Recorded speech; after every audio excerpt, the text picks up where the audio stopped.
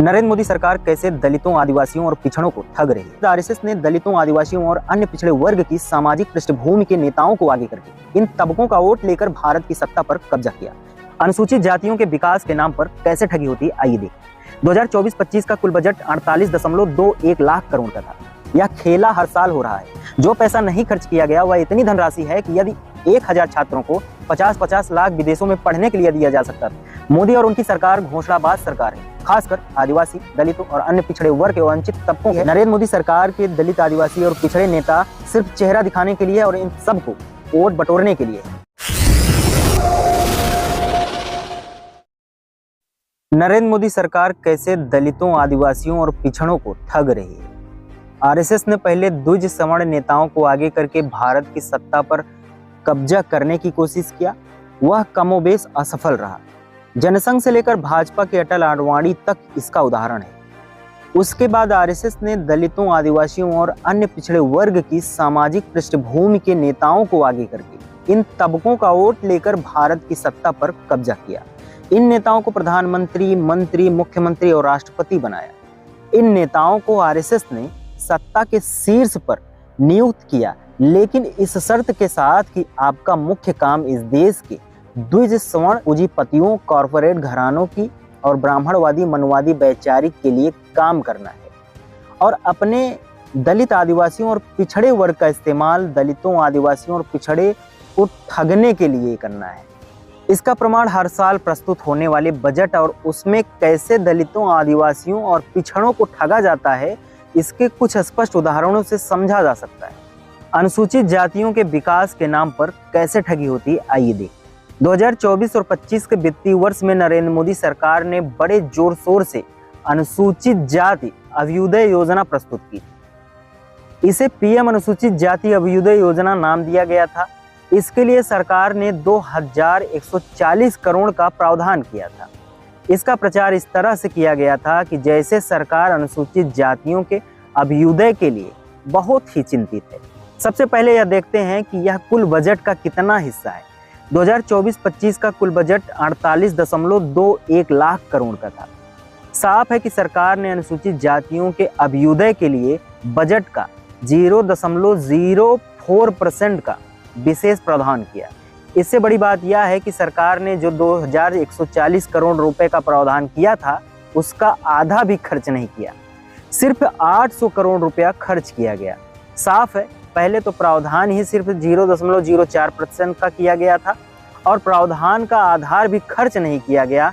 साफ अनुसूचित जातियों के लिए बजट का 0.04% का विशेष प्रावधान और उसमें खर्च सिर्फ 0.015%।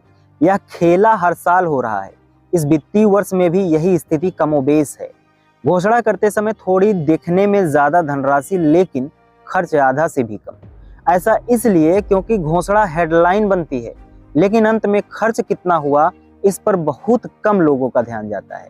इसका कारण यह है कि जब तक अंतिम खर्च का ब्यौरा आता है, उसी समय नया बजट प्रस्तुत हो जाता है, फिर उस हेडलाइन बन जाती है। मोदी सरकार हेडलाइन मैनेजमेंट की माहिर है। यह ठगने और लोगों को बेवकूफ बनाने का कारगर तरीका है।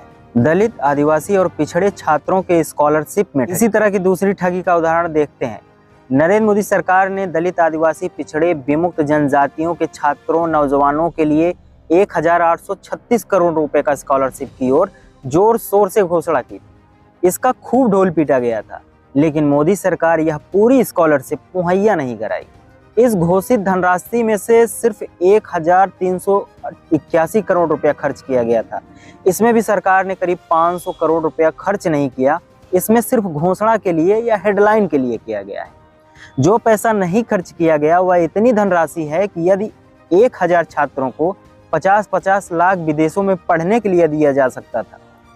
यहाँ भी वही ठगी। इस योजना का नाम PM young achiever scholarship for OBC, EBC, DNTs था। अनुसूचित जातियों तथा छात्रों में पोस्ट मैट्रिक स्कॉलरशिप में ठगी।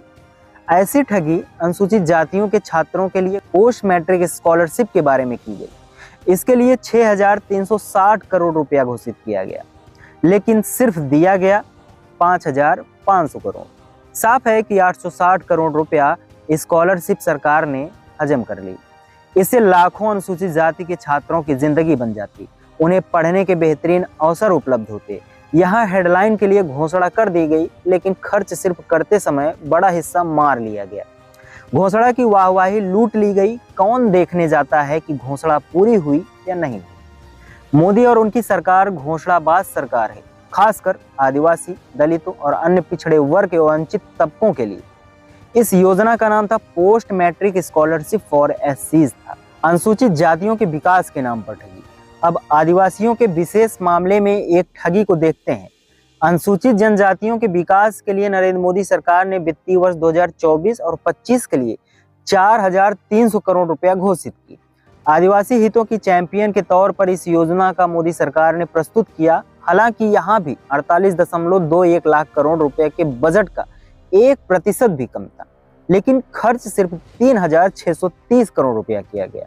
मतलब साफ है, इसमें भी मोदी सरकार ने करीब 700 करोड़ रुपया दबा लिया। यहाँ भी वही ठगी, बजट घोषणा के समय हेडलाइन बनना और खर्च नहीं करना। कौन देखता है कि खर्च हुआ या नहीं हुआ। यही स्थिति वर्तमान समय बजट में है और होने वाला है। साल दर साल के बजट की यही स्थिति है। नरेंद्र मोदी सरकार के दलित, आदिवासी और पिछड़े नेता सिर्फ चेहरा दिखाने के लिए और इन सबको वोट बटोरने के लिए है। इनका काम समृद्ध और संपन्न द्विज, सवर्ण और कारपोरेट पूंजीपतियों के हितों की रक्षा और सेवा करना है। यह ठगी के लिए धोखा की टाटी है और कुछ नहीं। आप अपनी राय कमेंट बॉक्स में लिखना ना भूलें। बने रहिए बहुजन प्लेनेट के साथ। बहुत बहुत धन्यवाद।